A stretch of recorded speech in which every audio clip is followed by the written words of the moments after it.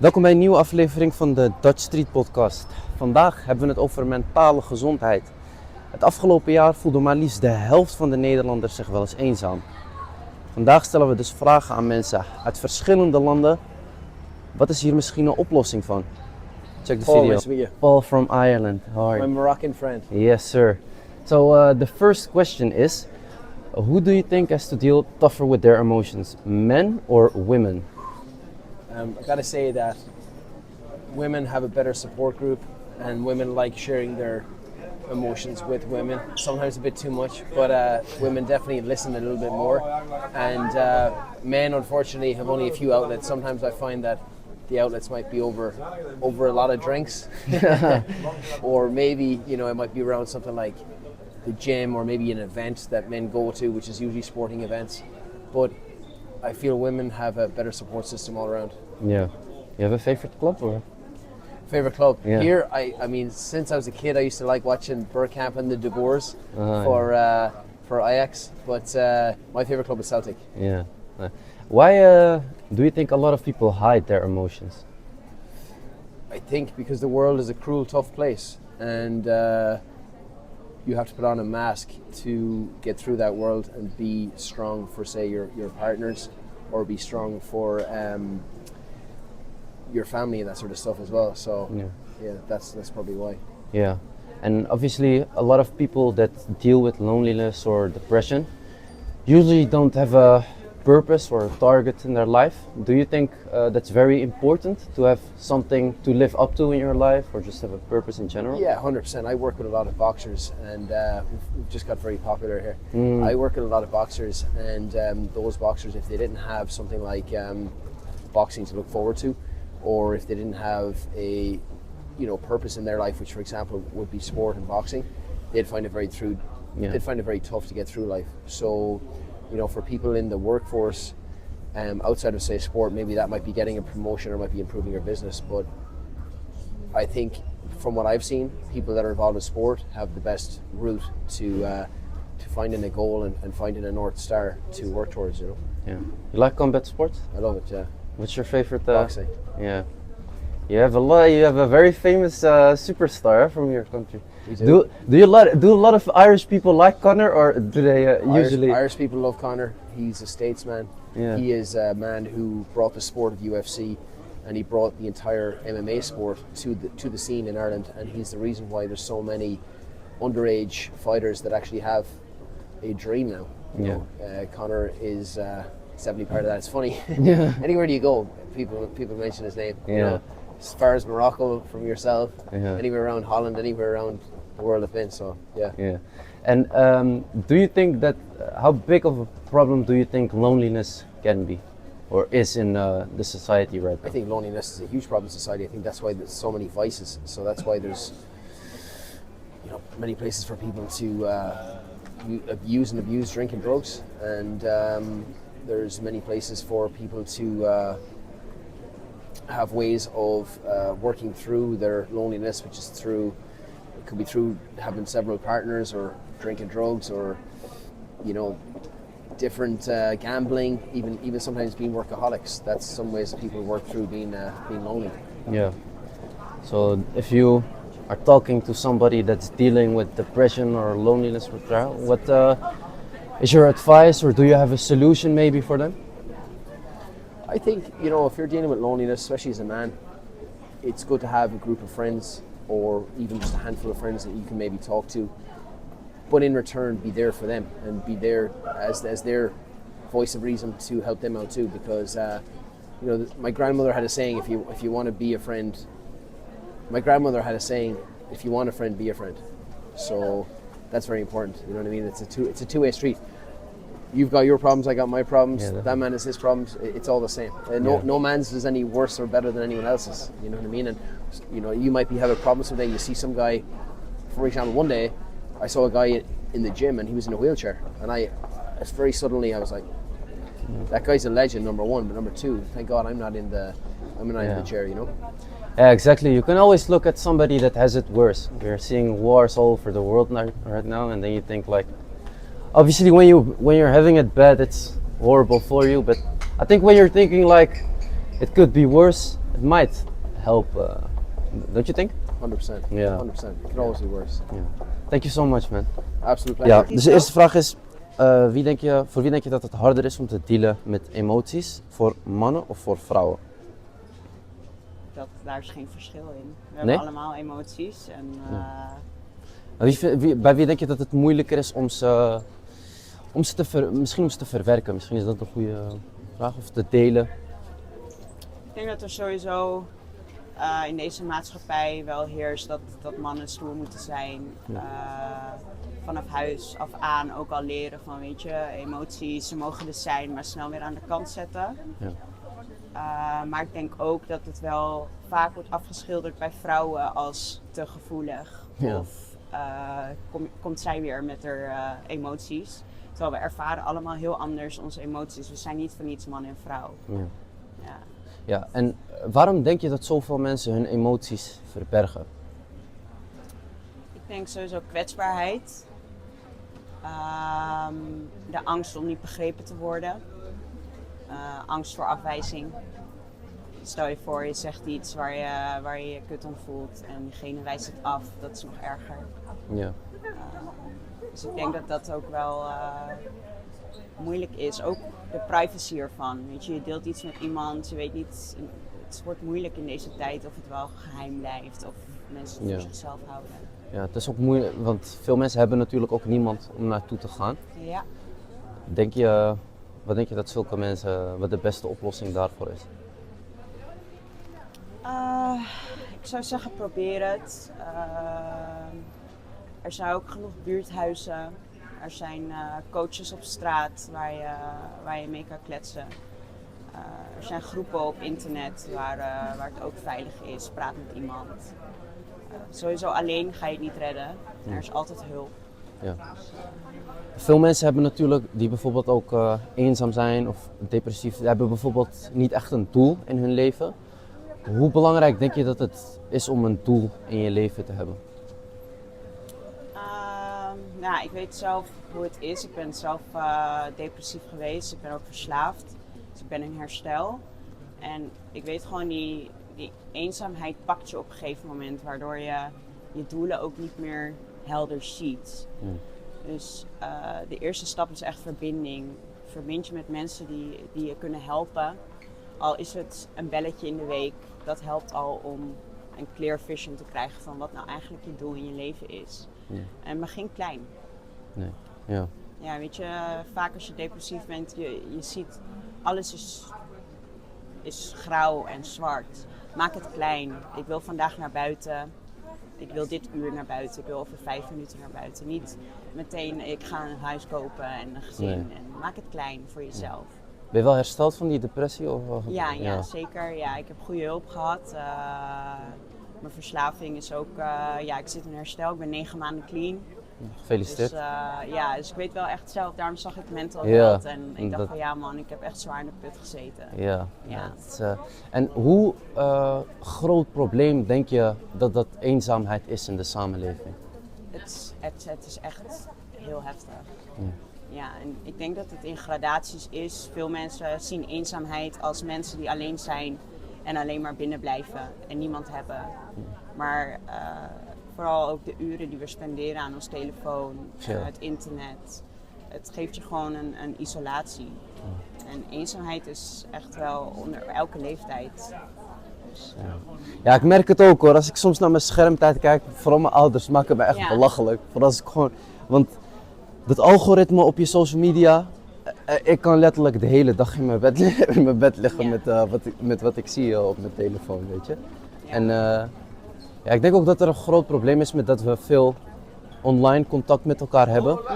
Weet je, ik merk het zelf ook. Ik heb zeg maar niet per se de reden dat ik van ik moet gaan afspreken met mijn vrienden om met ze te praten of zo. Weet je, ik denk dat ook wel. Maar wat denk je dat op eenzaamheid betreft? Wat denk je dat de beste oplossing is voor het probleem? Of heb je advies voor misschien iemand die daar nu in zit?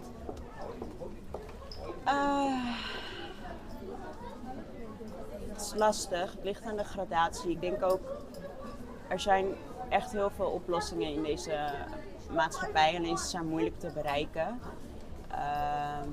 bijvoorbeeld de buurthuizen, er zijn angsten om daarheen te gaan. Wanneer is er iemand om mee te praten? Het moet veel meer aangemoedigd worden om ergens naar binnen te lopen en je welkom te voelen, welke afkomst je ook hebt. Ja. Dat is nu ook in deze samenleving echt moeilijk. Maar ik denk dat de oplossing echt is van praat erover. Zeg gewoon van ik voel me vandaag fucked up. Ja. Weet je, ik zit er niet lekker in. Zoals ik ook. Ik ben verslaafd. Ja, ik heb gewoon problemen. En ik kan er niet alleen. Nee. En doe wat vaker dingen buiten de deur met je vrienden. Ja man, check in bij je vrienden voor hoe gaat het. Ja. Ja. Nee, bedankt. So, we're just asking people about mental health today. And the first question is, who do you think deal with tougher situations to show their emotions, men or women? On the one hand, you have the problem with men being raised to not show emotions. On the other hand, you have women struggling with not being validated in their emotions. So men try always to settle down women while they deal with their stuff themselves, and women, I think, probably are more expressive, but that's not appreciated by men. Yeah. I would say who has a harder, I think it's more social. Where you're from, do you think? Excuse me? Do you think it's that's where you're from has some influence? For example, if you live here or if you live in a other country? No, I think it's everywhere a problem where both women and men suffer a lot. Yeah. And why do you think that a lot of people hide their emotions? I think the problem is that conservatism is still a thing in the 20th century. It's still a problem that many things we learn from our parents and our societies are such old concepts that aren't a thing anymore. Not just like those LGBTQ rights or further things, but like essential concepts like talking. For example, my dad and I, we don't talk about emotions, and I don't understand because I know he's suffering too, because he comes from a home where his father was very, very hard to him, and so it's like a circle. You know there's someone suffering on the other side, but you can't achieve something with him. And then myself, I look at myself and I think I should be better than him. But at the same time, I go to other people and do the same stuff. Don't talk with them about my problems. Yeah, it's just. Do you think it's more tough to talk to somebody that you know, or do you like it when you know somebody a little bit less? Because you told me, it's a little bit tough to talk to your father. But do you, for example, have some friends that you could talk with easier? So if I talk about my case, Yeah. I think I have problems with everyone. It's not a person thing. It's a me thing. It's like I have problems interacting with people because I'm afraid that they hurt me. That they're going to hurt me, and by encapsulating myself and being distant to others, I achieve this kind of illusion of a security. But at the same time, I'm not happy because I can't build meaningful emotions or connections. Yeah. And you just told me a lot of people have some conservative thoughts on showing their emotions. Yes. Just conservatism in general. Do you think that we could still apply it in the 21st century, or do you think that we have to evolve a little bit? In my opinion, conservatism is driven by fear of change, and it makes sense because if you look at who does support conservatism the most, is with rising age numbers, you get more conservative because you have lived change and now you want stability. And I understand people who are 80 or 70 are still appreciating their conservatism because it gives them some kind of stability. But us young people, we shouldn't be so feared of change and, I don't know, being stuck at a place where we already were. So why don't you try new things? And if you did try them and you didn't like them, then you can say, okay, we can go back. Do you have an example?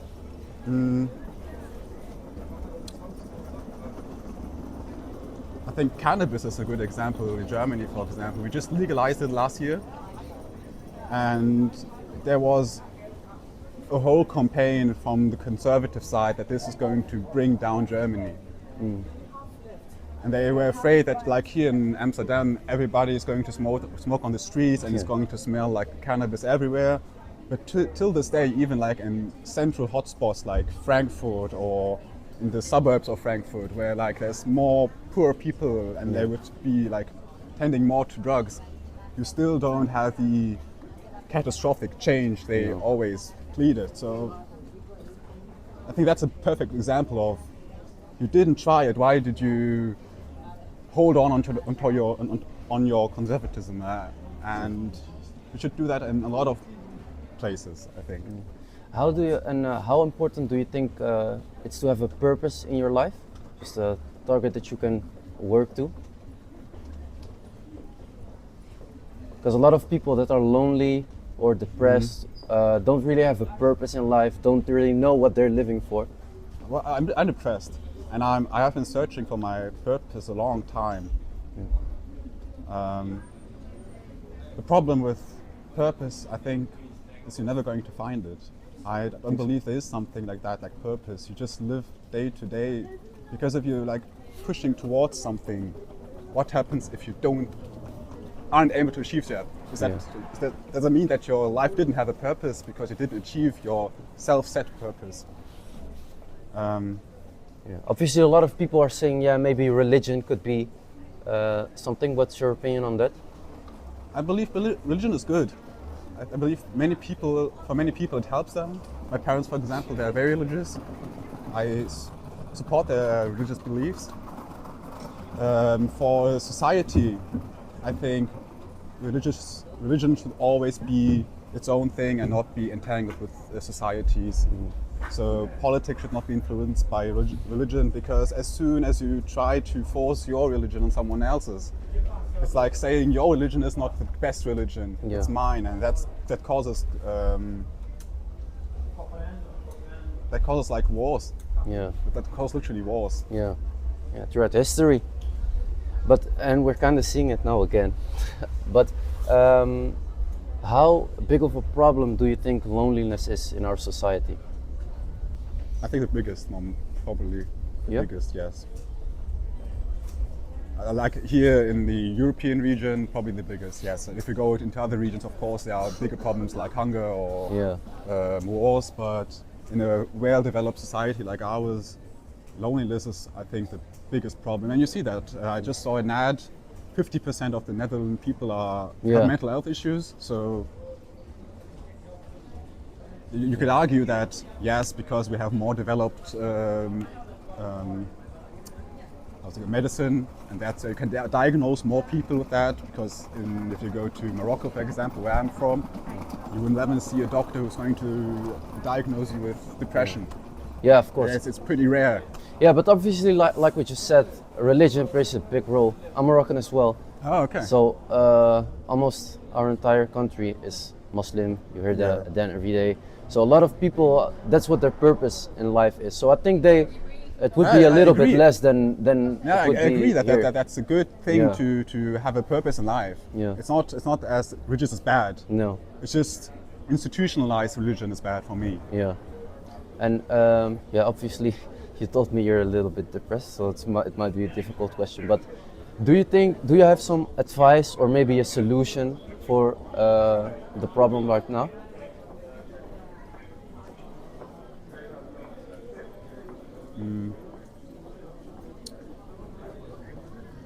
So I wouldn't start at the purpose thing. I would start at societal structures.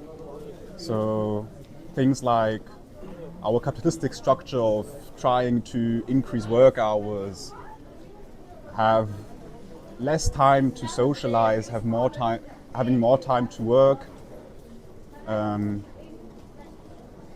I think that's the biggest problem at the moment. Not the biggest problem, but one of the biggest challenges we have is that we give work too much value, and for some people it's even a purpose, which is kind of crazy for me that you was given a job because probably you didn't choose it. No. You just work for money. Yeah. And you give so much time and energy into that that it becomes your purpose, and that's I think we should start there. Like, don't let people get instrumentalized by big companies to work for them, to literally pay away their soul. Yeah. So do you think people should maybe work more for themselves, or? Yeah. But I think there shouldn't be just a decision on me. There should be a decision made by the institutions and by the politics. Yeah. For example, I still to this day don't understand why there isn't a parental leave for the whole child period of the first 3 years, for example. Yeah. Like, if you chose to get a kid, it's like becoming your purpose, because that's what the kid is, nothing else. It's kind of purpose or your legacy you do with it, and that you still have to get away from that purpose and have to work on beside to fulfill your purpose of raising that child and spending time with that child. I think that's the best example to show. Do you think it should be 3 years? Or is it too long? We can debate how long, but Yeah, not just few months. I don't have a company, so I can't really tell it, but I don't think a company likes it to pay a person 3 years that's for that's doing. a problem. Yeah. That's a problem. Yeah. Why doesn't company like that? Yeah. Because they're profit orientated, and the yeah. profit orientation, that's the problem. Why don't you orientate yourself on the best life your employees can have? I think that should be the point of a company, not making money. Yeah, that's a problem. And it's not just that. If you support parents and in raising their child, the whole society profits from this, because you get more stable kids, which means more stable parents, which means better workforces. And when they work, of course they have to work sometime, but when they get older and they are adults and work, then they will pay back automatically the society for that time. But it's obviously very difficult in a capitalistic society to do something like that. But there are examples where you can extend or reduce the influence of capitalism. Yeah. Like, for example, those parental leave rules. For example, America doesn't have any of them. Yeah. Yeah, but America is pretty far here, but we can go even farther. Yeah. Yeah, of course. It's difficult. You know, with the problems with America, obviously we're in Europe, but they have a big influence on us, on our politics. And, you know, they can spend money on wars, but their own people can't even have proper health care. Yeah. So that's why we're lucky we're living on this side of the ocean, yeah, right? That's right. I mean, yeah. This is really we have really the luxury, the privilege to live here. It's really, probably in my case, best in this world where you can live in Europe. Yeah. Because we have democracy, we have free rights and a speech, and on the same side you are not controlled completely by money. Yeah, exactly. And high power individuals. Like here, people make change, not like in America where you have to have money to make change.